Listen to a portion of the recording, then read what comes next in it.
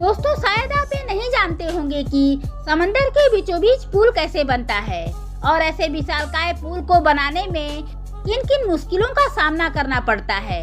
आप ये जान के चौंक जाएंगे कि ऐसे पुल को बनाते वक्त कितने लोगों की जान भी चली जाती है और इतने बड़े पुल को बनाने के लिए किन किन चीजों की जरूरत पड़ती है जो हमारा काम आसान कर देता है।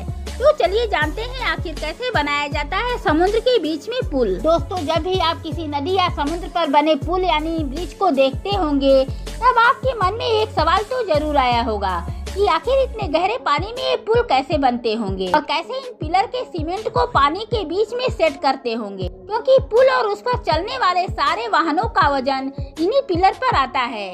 इसलिए अगर आप जानना चाहते हैं कि बहते पानी के बीच में पुल और उसकी पिलर कैसे बनती है तो वीडियो को पूरा जरूर देखें। दोस्तों, पुल बनाते समय सबसे कठिन काम होता है उसकी फाउंडेशन और पिलर को पानी के बीच में बनाना, क्योंकि चारों तरफ पानी बहता रहता है। ऐसे में पिलर या फाउंडेशन कैसे बनाई जा सकती है, इसके लिए इंजीनियर्स ने कई सारी तरकीबें निकाली है। उनमें से एक है कॉफर डैम। कॉफर डैम एक स्टील का टेम्परेरी स्ट्रक्चर होता है जो कि कई सारी स्टील पाइल्स से मिलकर बनाया जाता है। आपने मकान को बनते तो देखा ही होगा, तो आपने एक चीज तो जरूर नोटिस की होगी कि जो सपोर्ट के लिए उपयोग किया जाता है वो भी एक प्रकार का पिलर ही होता है।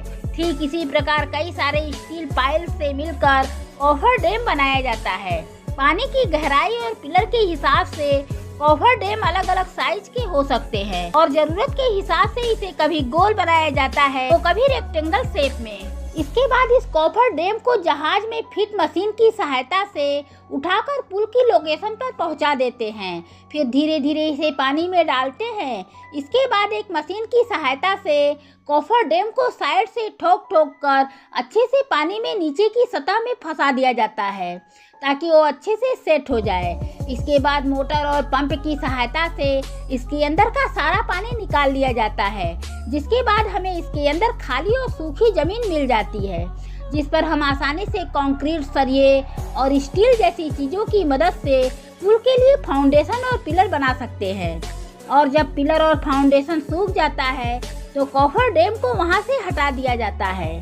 लेकिन हर जगह इस तरह से काम नहीं किया जा सकता। जैसे कि जहां पानी बहुत गहरा हो, जैसे कि समुद्र में, तो वहां पर पिलर बनाने का दूसरा मेथड इस्तेमाल करते हैं जिसे बेटर्स पाइल्स कहते हैं। इस मेथड में बड़ी बड़ी विशाल लोहे की पाइप का उपयोग किया जाता है। इन विशाल पाइप की लंबाई पानी की गहराई के हिसाब से कई मीटर लंबी हो सकती है। इन विशाल लोहे की पाइप को जहाज की मदद से उसके लोकेशन पर पहुंचा देती है जहां पर हमें पुल बनाना है और फिर मशीन की सहायता से इसे सीधा करके धीरे धीरे पानी में डालते हैं। एक बार जब यह पाइप समुद्र की सतह तक पहुंच जाती है तब इन्हें एक विशाल मशीन से ठोक ठोक कर पानी की सतह में अच्छे से धंसा देती है। फिर कंक्रीट और सरिये की मदद से इस पाइप को भर देते हैं। एक बार जब ये पाइप सेट हो जाता है तो चाहे इसके बाद सुनामी आए या तूफान, इसे कुछ भी नहीं होता। अब पानी के बीचों बीच एक मजबूत और ठोस फाउंडेशन रेडी है जिस पर हम आसानी से पुल बना सकते हैं। एक बार जब पुल का फाउंडेशन और पिलर बन जाता है तो उसके साथ साथ उसके ऊपरी रोड वाले हिस्से का भी काम शुरू कर दिया जाता है।